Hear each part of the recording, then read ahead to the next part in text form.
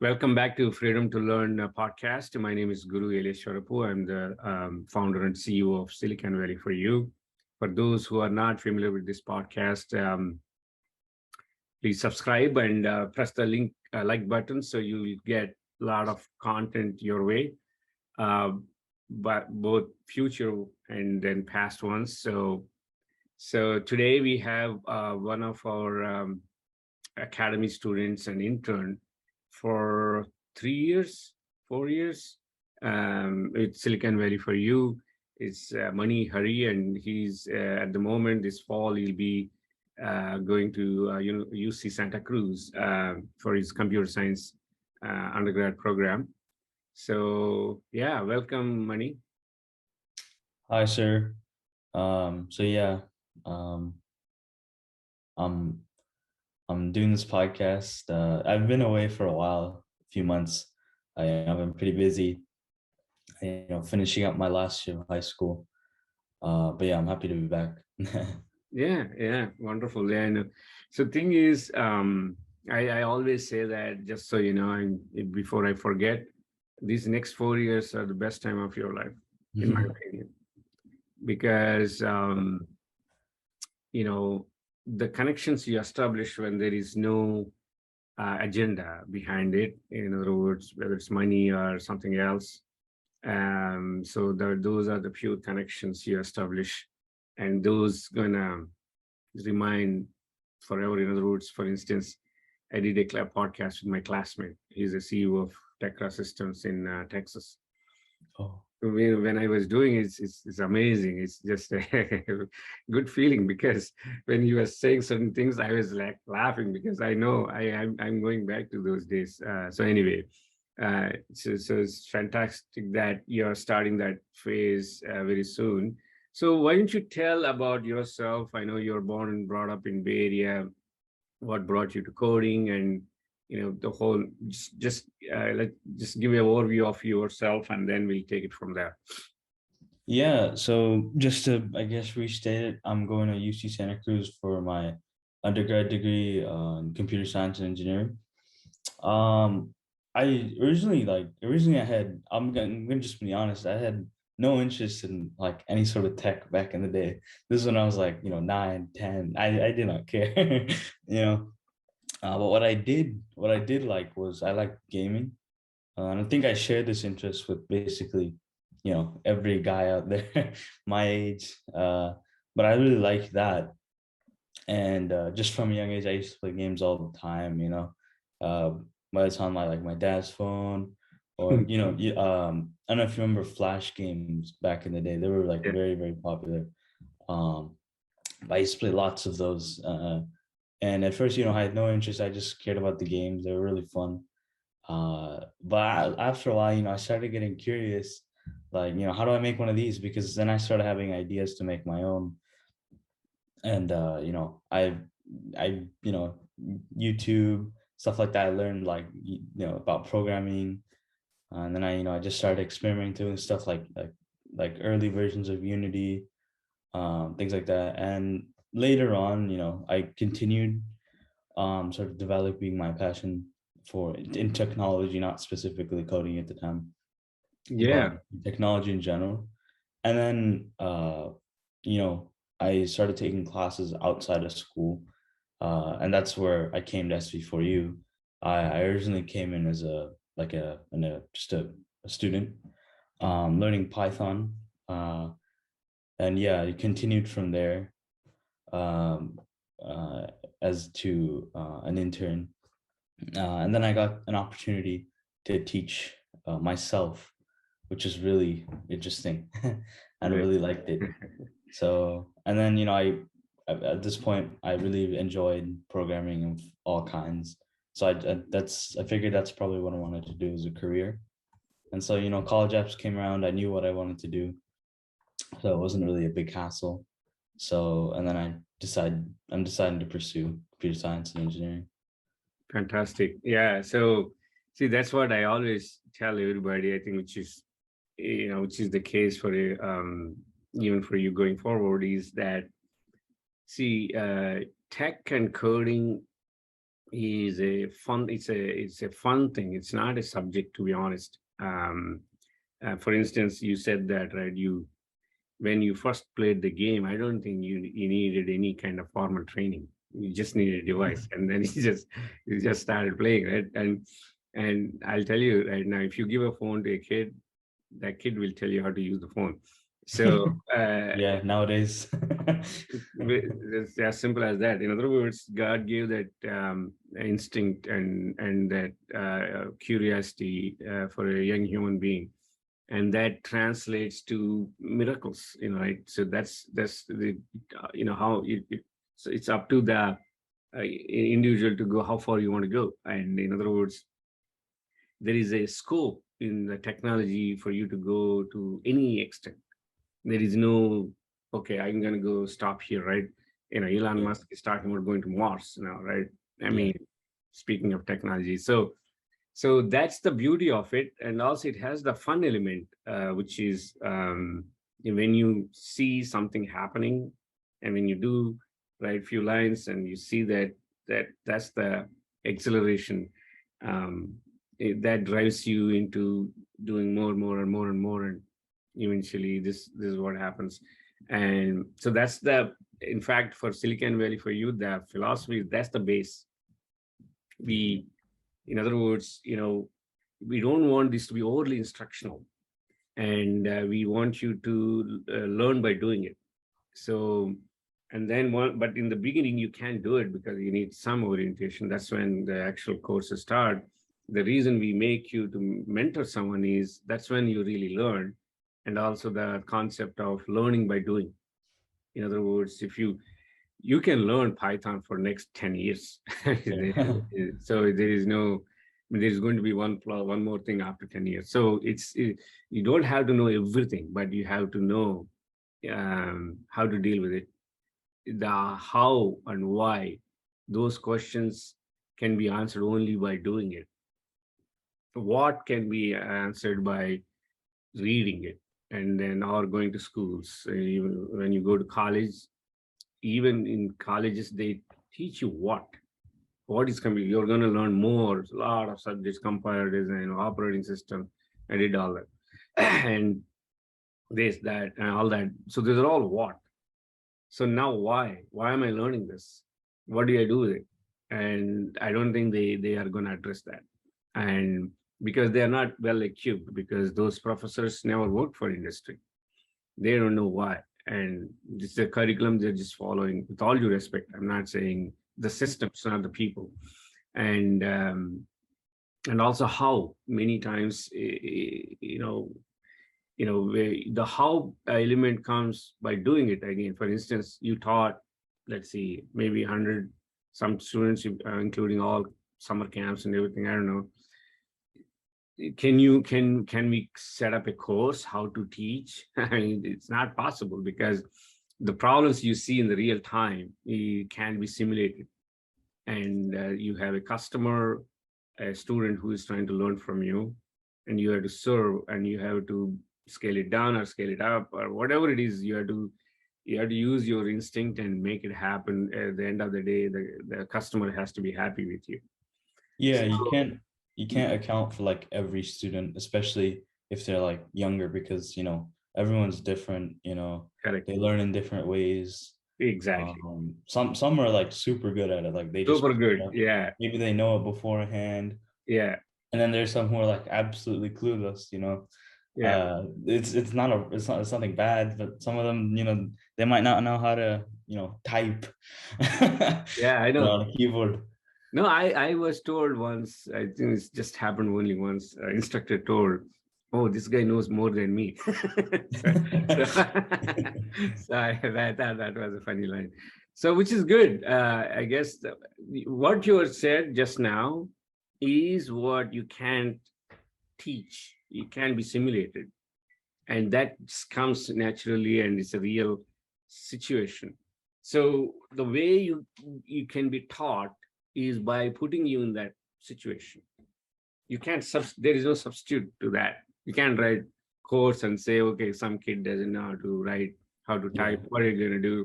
I can tell you 50 things, but at the end of the day, the 51st thing might happen there. Or Yeah, correct. you have to digest all that, and it's not a subject, right? And um, so that's what our philosophy is, even making you guys do now. We work with 150 colleges around the world. So they they we kind of bring the setup of executing projects like project management, product management, and all the product manager different roles, whether developers, testers, everything, just like what you do in the company. And virtually we bring it here.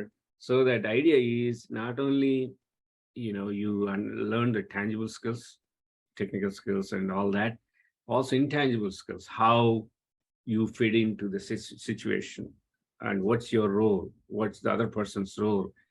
Having those understanding is extremely important. Those things are not taught in any college. It's nothing to do with any. This is the part I wanted to, when I was talking to your dad, I was telling you, any college, it's all same in my humble opinion. Yeah. So the important thing is, if you this you learn certain things from college, and also you get a certificate, which is obviously that's the only thing people mostly interested in. But you have to elevate yourself to figure these things out by the time you get to the industry. Otherwise, you might lose a few years of your life figuring these out.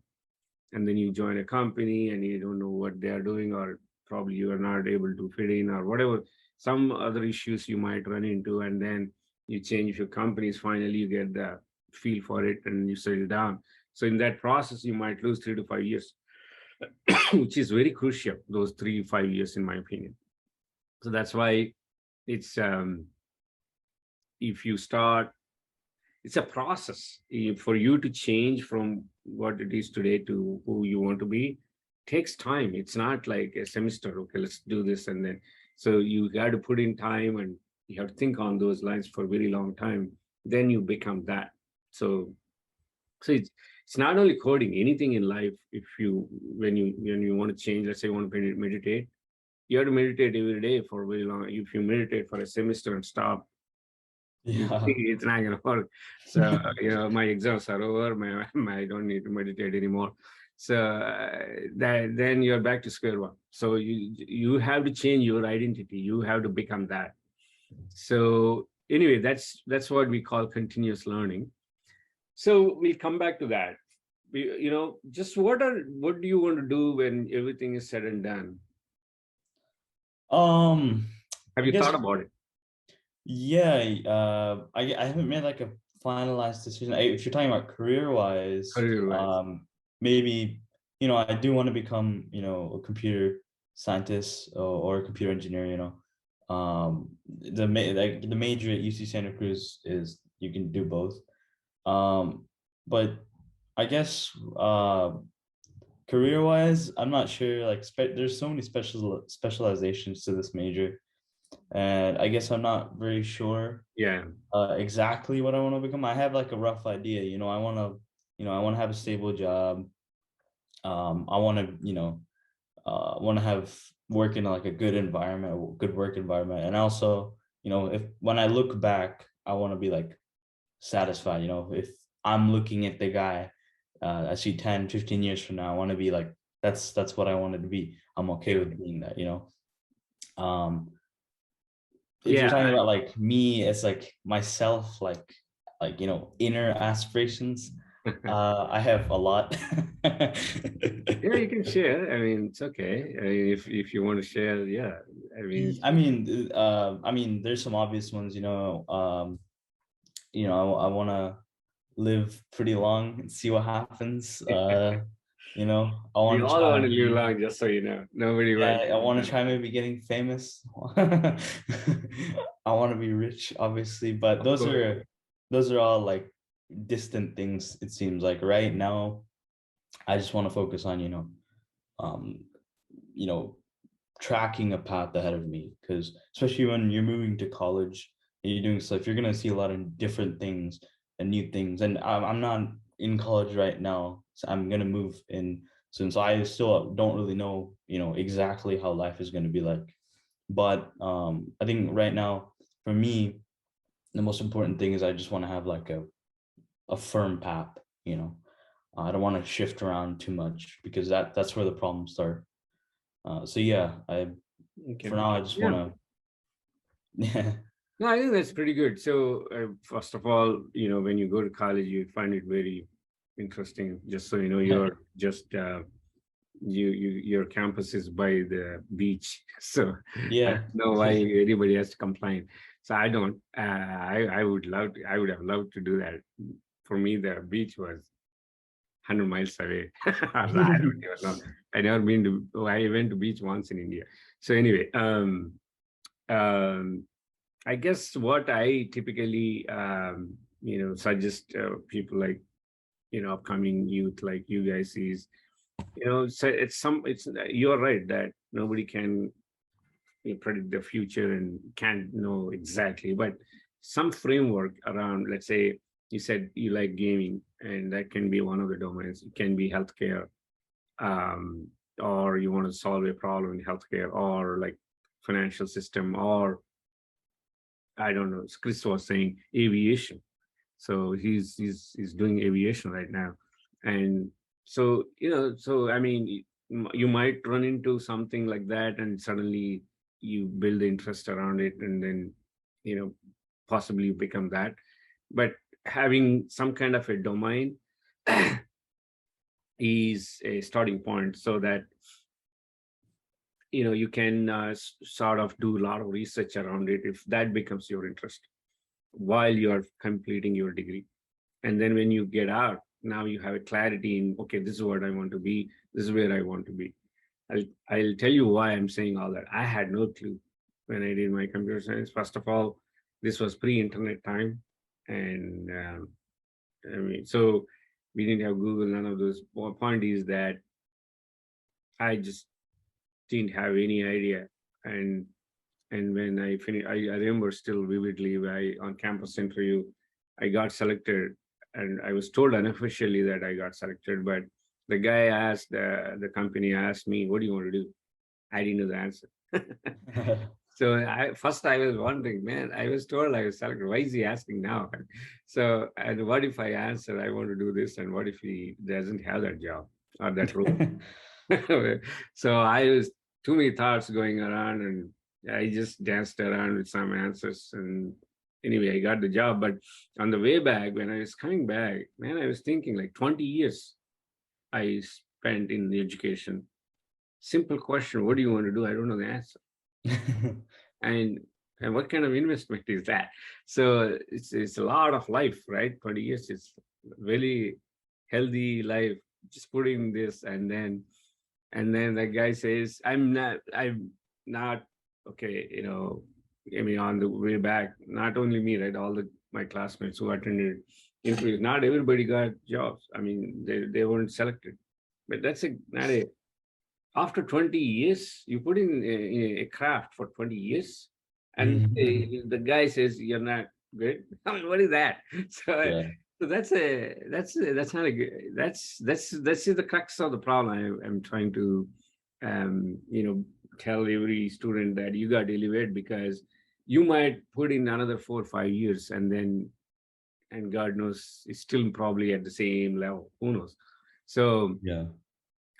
yeah, and I guess that's the one advice I have for you guys is to have a sense of, okay, where do my heart lies? In other words, gaming or something. It can be, like tourism, who knows, whatever it is.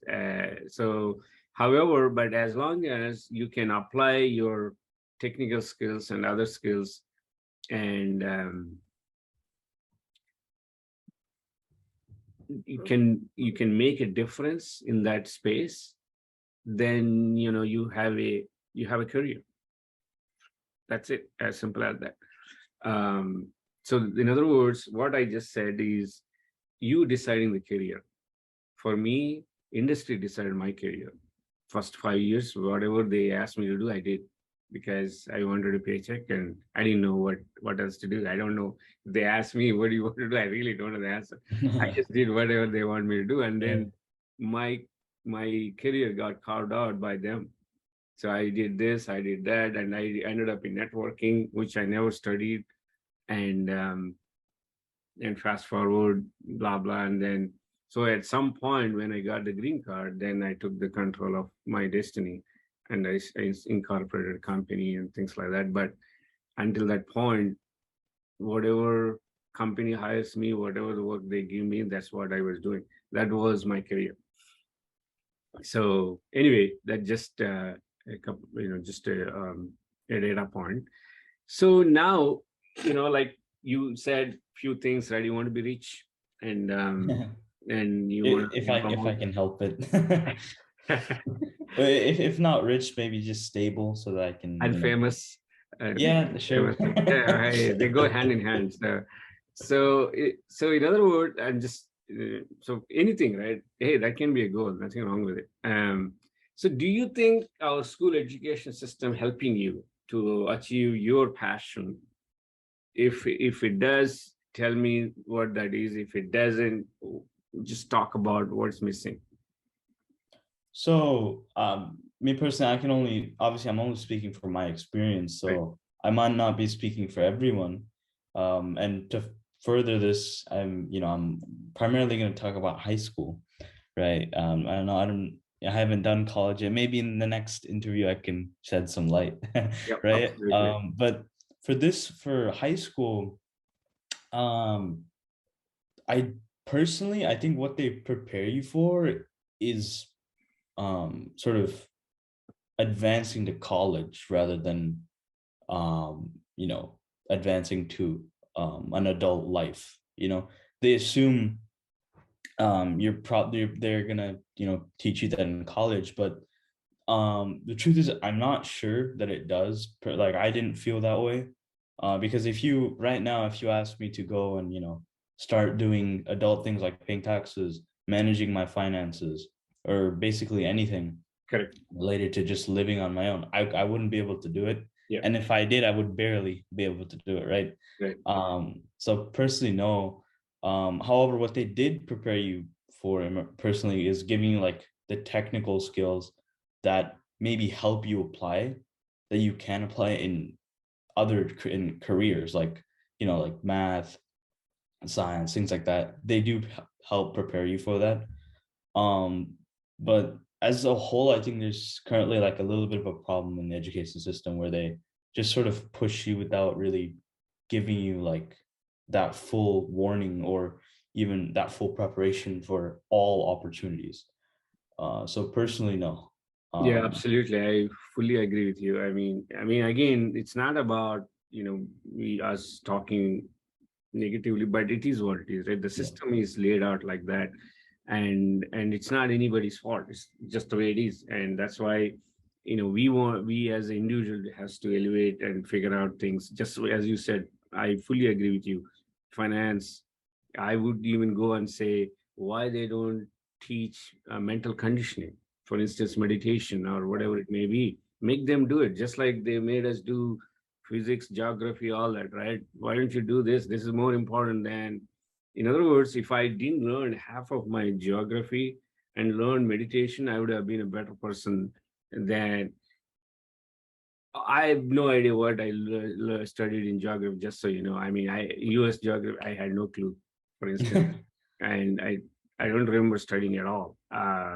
Maybe I did a little bit, but point is, even without it, I'm fine. I mean, I can figure it out if when I'm traveling, or if that is my interest, I know where to go, how to find, and what to do, right? But having certain techniques like finance, meditation, physical conditioning, all that as a skill, or how do you say it, a habit, into a child's routine, will pay off significantly than, with all due respect, half of geography, half of chemistry. Who cares? I mean, so yeah, like, in other words, see, if I want to be a chemist, yes, I'll pursue that. And I know how to go all about, I mean, how to go all the way and then make it happen. uh, my point is that until a lower middle school, yes, you had to introduce different things and make them do everything. After that, leave it to the student. If student, let's say you're interested in computer science, you don't have to necessarily deal with other subjects that are of not of your interest. And Yeah. and just leave that to me. Okay, if I want to deal with them, I know how to go about doing that in future. Right now, I'm not interested. I'm interested in computer science. Make me do that more and all others less. That's not there. Yeah, I think currently what it's focused on is, um, I think, I guess it's, you could sort of narrow it down to two places. It's one sort of, education wise and like intelligence wise, providing like a minimum, right? You want to try and set, I guess what the public system's trying to do is they're trying to set everyone at least to a minimum level, like at least know some geography, some math, some science, things like that, some English. But they stop there, right? Everything else you sort of got to still do on your own, and there isn't a good pathway. The second thing I do think they actually teach you to do is, like maybe navigating socially. Like, I was, like, like me personally, like I made like 90% of my friends in school. Um, and I think that part aspect of where, at least in public schools, where you have this mass gathering of students and you sort of just leave them to socialize, that can be pretty beneficial.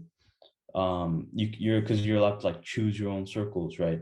You're allowed to choose who you interact with, and that sort of, it's not a, like, I'm not going to say it replicates the real world, but it in some way prepares you for that, right? Yeah.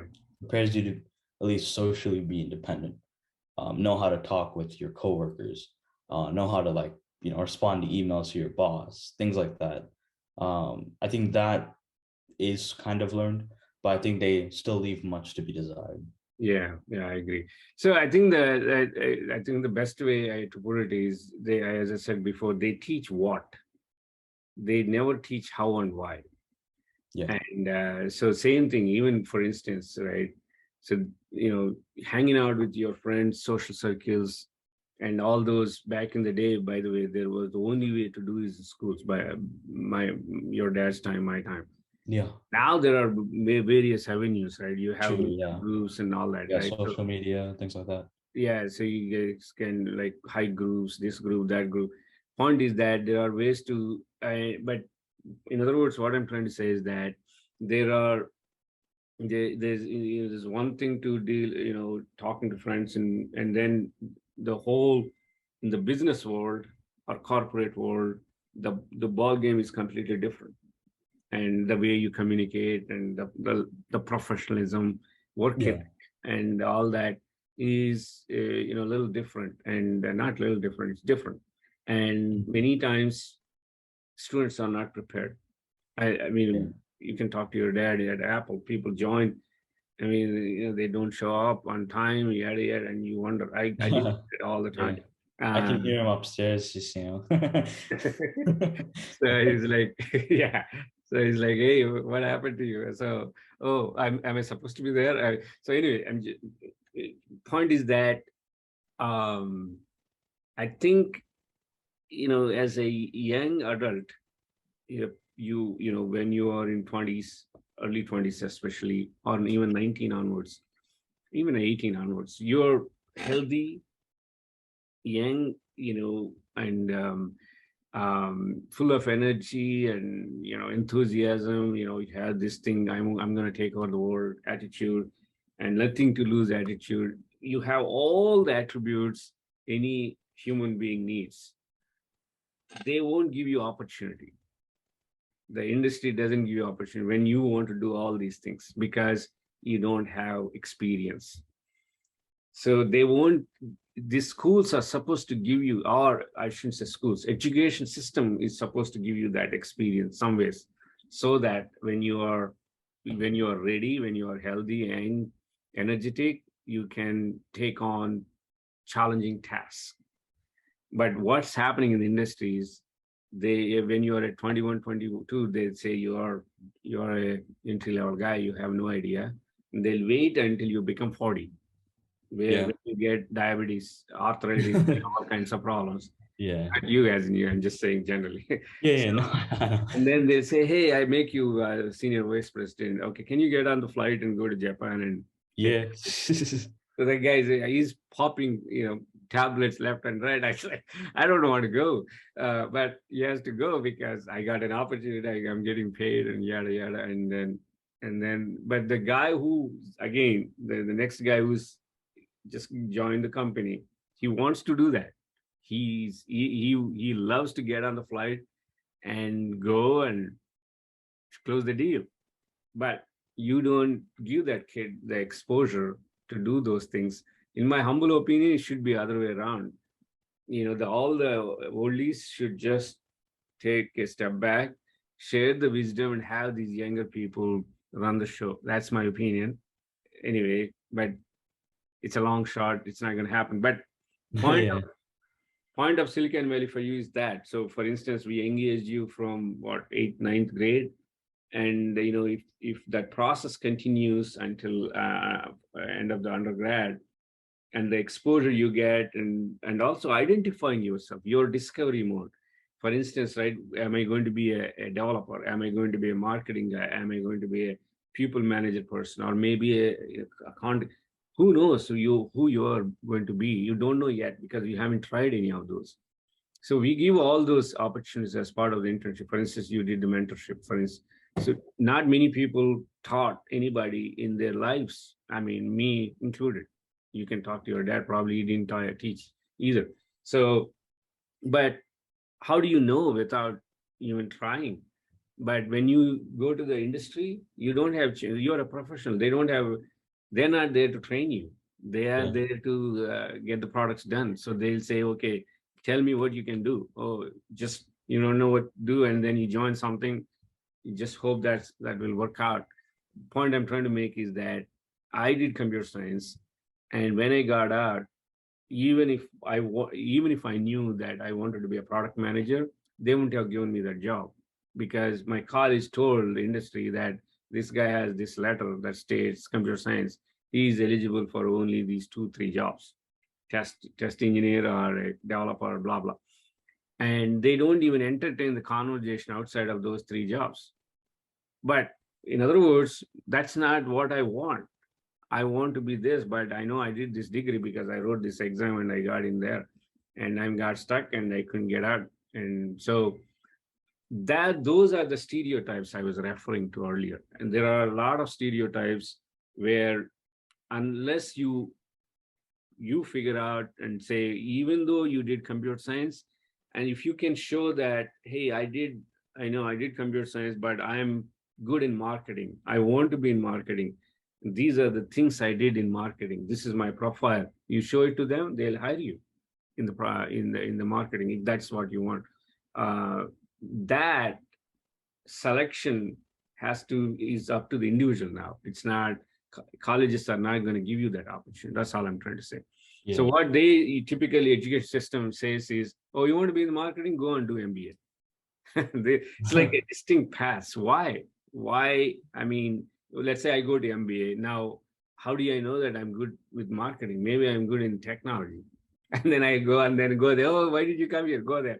It's like I'm like Yeah. no man's land, right? So that way it's very static paths they define. You have to choose one or other without even knowing if any of them even work for you, and you Yeah. just take it because you don't know what else to do because there is this college degree I need.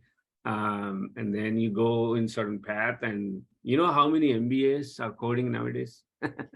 And there are a lot of computer science guys, they're running businesses, tons of them. My own boss, he did my boss, he did PhD from MIT. He Wow. never worked single day on technology, not even once. One day, first job he got in the product PLM, product line manager, and then he did very well. But he never ever did anything in tech. But he worked for tech companies on the business side, but you know what I'm saying. But I asked once casually, so why you chose to do this? You did PhD, it's a long journey. He said, it took so long for me to understand that I'm not fit for technology. So you were jokingly saying it, but I think he somehow figured out that this is not what I want to do after all that. But my point is, that's a long investment of your Yeah. life if that's not going to be used in any way. Um, Yeah, and like you said, like it's because it's such a static path, it's also really hard to move around. You correct. know, I hear like a lot of, a lot of my friends who are like seniors, like graduated 2 years before me. You still, you still know them in high school, but those guys are like, maybe they applied computer science, but they're like failing classes and and they decided to switch like another major, like business or something else, maybe that suits their needs better, and they can't because it's probably gonna be expensive, right? You probably wasted like one, Lose 2 years. another 4 years. Yeah, Yeah. yeah, exactly. And also, um, now that you switched, you basically have to catch up on those 2 years worth of courses like some other way. Like they don't give you extra time. And then when you graduate, you maybe you decide that maybe this is a bad idea, and then you have to go back. And yeah, it's It's a like lot of you. confusion, no doubt. I mean, you are absolutely right. There are a lot of, this is where I'm saying that having that enough clarity to some degree, I mean, there is no 100%, right? Yeah. Is going to help any individual to go there, which is whatever I just said is not easy. So it's a process. You have to get into that process early on. I think for your case, hopefully, whatever you did with Silicon Valley for you would help. But point is that if people never thought about all that and just randomly go with whatever is happening, and unless they get lucky, there is other that is always there. Unless they are lucky, then they get into this massive confusion state, which, and that's how many people right after their education, whatever is undergrad, grad, whatever, they say, I'm going to take 1 year off and I want to figure out what I want to do. Well, you had 20 years of education. You didn't have time to figure out. Now you're going to figure out. So I guess in other way to look at it is they are fatigued. So much learning, like math, physics, chemistry, Yeah. geography, history, and then learning. It's nonstop. Never got a chance to apply anything, not even once. And now you come out and you apply for a job, then they say, hey, you should take this boot camp, man, to get a job. Man, how much more I have to learn? What happened? So it's like I am tired. So I think that's the mental state of most of the people when we go and say, oh, you should learn machine learning now. Okay, what happens if I learn machine learning? I learned enough already. So I think that's where they are just not able to comprehend, and they want to take a 1 year break. And when they come back, always break helps for anybody. You get a perspective, and and then you can sort of use methods to do it. But point is that it's a expensive break, Yeah. because you come back, let's say you don't remember anything, and some of the topics you forgot, and then again retraining yourself and getting into jobs and can be challenging, but everybody does differently anyway. So yeah, I didn't take break, but I know a lot of people took break. They didn't take break, they were forced to take break because they Yeah. didn't get a job. And then when you didn't get a job, what are you going to do? Just hang out, keep trying. So yeah, I mean, these are all the things. It's have a perspective would help. So with that, right, why don't you talk about, I think you mentioned a little bit, and then your association with Silicon Valley for you, and mentorship in internships you did, and also along the way you can also add, what would you suggest for an upcoming young guy who wants to get into coding? And one clarification for those people that are outside the country, high school here means 12th grade. So in certain countries, 11th and 12th is considered college.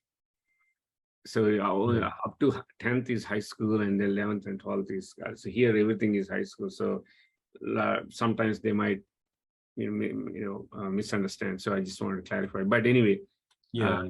just talk Mine. about your association. What would you suggest for younger generation people? So yeah, I think I might have said some of this stuff already, but just to restate, I started with Silicon Valley in, I believe, eighth grade, I think. So it was a few years ago, and I decided to come to learn Python. And I took a few classes, and I was sort of at that time I didn't know much about programming and as a whole. Like, I was still really trying to find out what I should do with it, and I think this is probably the dilemma most people face.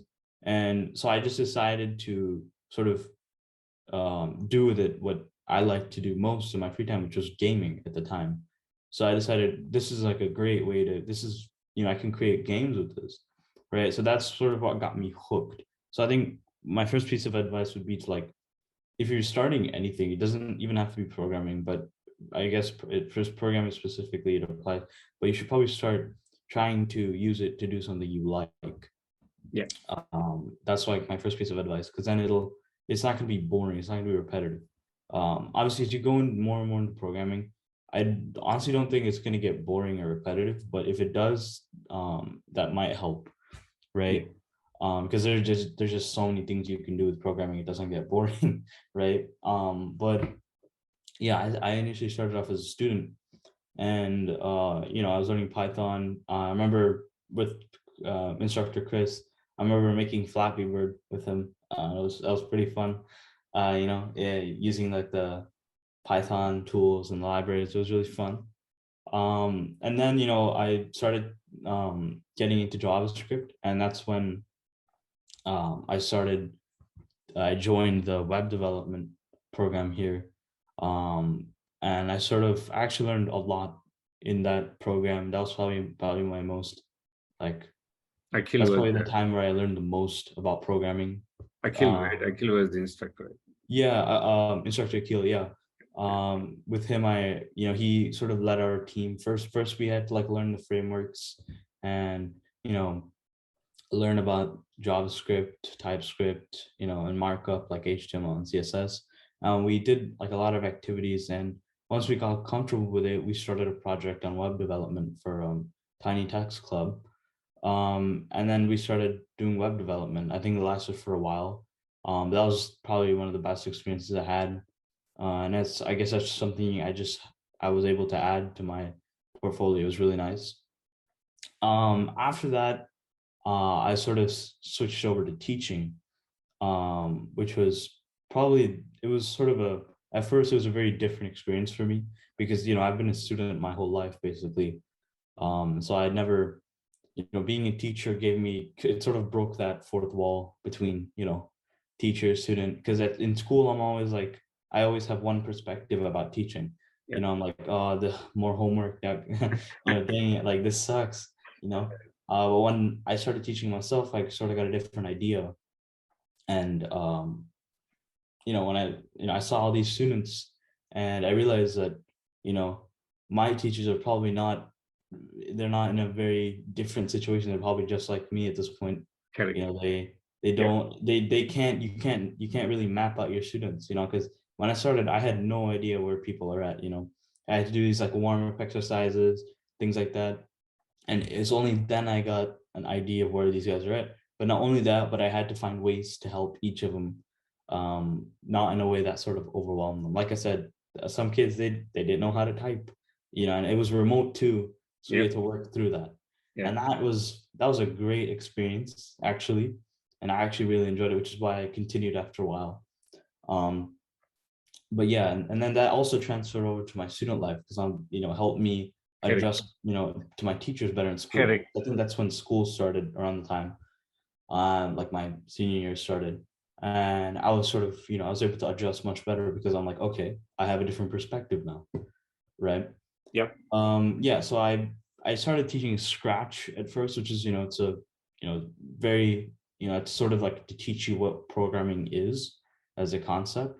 And then I moved to Python, um, you know, getting into like object oriented stuff, which is really interesting to see how these kids would react.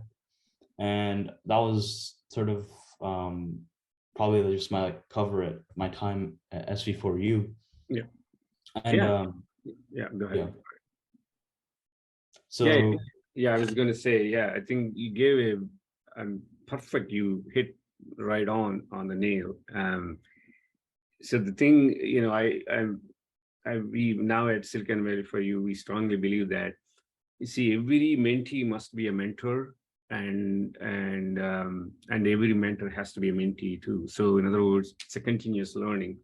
You put it correctly. When you are also on the other side of the table, you get the perspective, because there's a tendency in the school system is that this teacher is good, this teacher is bad, and yeah, doesn't teach well and all that. I mean, there is maybe some truth to it, but however, there is never question of how much student is trying. yeah, Nobody exactly. talks about that. And it's like, oh, this guy doesn't teach, and then we just drop out, and then we go somewhere else. And how do you know that it's going to work there? And then how many times you try? So that perspective you get when you are also a mentor, when you start complaining, holy, oh, okay, that kid was telling me that I was not doing that, whatever it may be. And then, so it's not always uh, instructor's problem, because when you are teaching, you are giving all your everything, right? You are giving 100%, and the kid is not trying. It's Yeah, hard. yeah, And then they start complaining. Then you get a, oh man, I was doing everything I supposed to do, and this kid is so. If I yeah. complain, it's the same thing now, right? I'm on the other side of the table now, so maybe I need to try a little bit more, and before I question the instructor or teacher. And so that perspective is what really yeah. So with that, so I'll go to the last question. So yeah, you asked this fun question: is there a piece of technology that you think you need? It could be something for future or fantasy or whatever that doesn't exist today. Okay, that's an interesting question. So it can be like any sort of future problems or current. It can be anything, right? Just not the past. Right. Anything from now to the future. Yeah. Well, does that have you heard of deepfake and just like the technology called deepfake? Essentially, just for maybe anyone who doesn't know, deepfake is basically like you like just take this Zoom or like my face, for example. Deepfake is like a technology that you can essentially just like add someone else's face, like, and even if it's moving, it'll like adapt, like it'll seem like I'm someone else. So, sir, we could literally swap faces Oh, is that and right? it would seem like I'm you and you're Oh, me, that's and not good, man. it would be That's very dangerous. difficult. It would be very difficult to distinguish. And That's dangerous. Yeah, yeah, and basically that technology exists, but it's also like personally, I think can be pretty dangerous, right? that's Like what I'm saying. I could frame someone. I could, Yeah, I know. I could, those big political leaders. I could just, make a video and their Right, whole career is over, right? right. So I think I'm not exactly sure, and I can't really envision how it would look like, but I'm hoping for some technology that can maybe identify this, you know, like a deep fake, like when like identify when something's deep fake, I got it. right? I Because see. it's really dangerous. Like The reverse of deep fake. I You just want saw a video of this guy's whole Instagram page was this because he just did it as content, but he basically just deep faked as Tom Cruise. So he would put his face, and he's a voice actor, so he sounded like Tom Cruise as well, and he swapped Tom Cruise's face onto there, and he was just making Instagram reels, basically impersonating Tom Cruise. And I'm like, at first, I didn't realize this was the case, but when I looked through his page, I'm like, this isn't Tom Cruise. like Tom Cruise has a separate Instagram page. And I'm like, what's going on? And I Yeah. looked into the comments a bit, and it turns out he's deep faking. It's not Tom Cruise. It's Yeah. just some random guy. What I'm saying is So very I dangerous. think it's really dangerous technology because I could like I think I just did it on my computer a few months back, and like it was very easy. It was so easy to do. You can just go to like a I think you could just go to like a web API and you can knock it out in like 5-10 minutes. It's really dangerous. Anyone can do it. And I think if I hope we get some sort of technology Yeah, to yeah, I identify. know. To recognize the real ones. Yeah. So yeah, I know what you mean. I mean, see, if you think all along those lines, not just deep fake, right? I don't know, man. I mean, I mean, anything is possible, more or less. In other words, I can be here and then I can make it look like I'm also in India, same time. Yeah.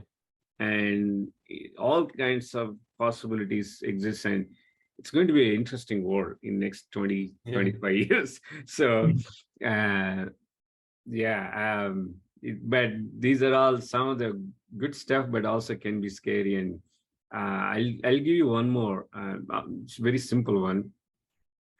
I- if you go to Elon Musk, right, ELO, if you put the capital I, it looks like Elon Musk, because capital I, when you type, it looks like L, small L. Yeah. Yeah. People created the Twitter handle, Elon Musk, just it looks just like that. And when you copy paste, it looks like Elon Musk, but it's EIO, Elon Musk. Oh, They put the yeah. capital I. And then, so Twitter found those, Twitter blocked them. And then you go, so then that's like a riddle for us. Okay, you give the exact URL. One is blocked, one is verified. And you wonder how it is possible. It's exact same thing. One is blocked, one is verified. So these are all the ones. It's a very small thing. So it drives you nuts, because one Yeah. of I came to know, I understood why it was. And then I asked my ex-colleague. He put it on a spreadsheet. It seems when you put it on a spreadsheet, it will show you which one is lower, which one is lowercase and uppercase. It showed as Oh, I. Then he saw it, oh, this is EION. So check it out. I mean, go to Twitter. If you're on Twitter, you know what I'm talking about. It's I hilarious. don't have a Twitter account, but I could probably give the yeah. See. Yeah. So so Elon Musk, right? Basically, go to the Twitter handle for Elon Musk, and that's verified and everything. You take the URL, replace L with capital I. I mean, capital I. Oh, yeah. Let me go to his Twitter handle real quick. So Is it? these are speaking of deep fake, this is not much deep, but it's fake. Yeah. So I can just change it in I'll the send you the URL. link if you want. I have the links. I'll send it to you. Yeah, I got the link. I'm just gonna change it to I now. Yeah. Oh yeah, you're right. Account suspended. So I That's mean, really interesting. it's like for a lot of people who get confused, what the heck is going on? So anyway, all right, man. Thank you very much. Thanks for taking time, and it's a pleasure Yeah, speaking to you. it's a And all the pleasure to best. come. All the best with your next phase. And You we'll too, do sir. another podcast very soon, in maybe in a couple of months, once you settle down and Sure. you see Santa Cruz. All right. Yeah. Stay in Thank you. touch. As I said, we have a lot of projects. We are executing a lot of projects as we speak, and Mhm. some of them are on swartcloud.com. And feel free to reach out to us if you need any help, or if you Yeah. want any part of the projects and things like that. Sure. Already, thank you. All right. Have a good day.